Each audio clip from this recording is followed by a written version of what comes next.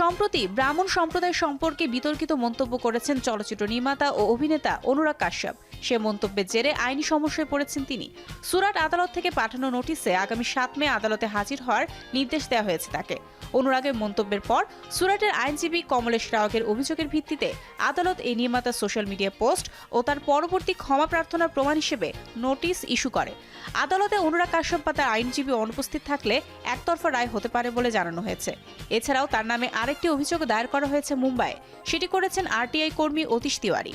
ঘটনার সূত্রপাত কাশ্যপের একটি পোস্টের মন্তব্যকে ঘিরে। তীব্র সমালোচনার মুখে পড়ে সামাজিক মাধ্যমে ক্ষমা প্রার্থনা করেন তিনি। দুঃখ প্রকাশ করে ভবিষ্যতে আরও সংযত ও ভেবেচিন্তে কথা বলার প্রতিশ্রুতিও দেন অনুরাগ।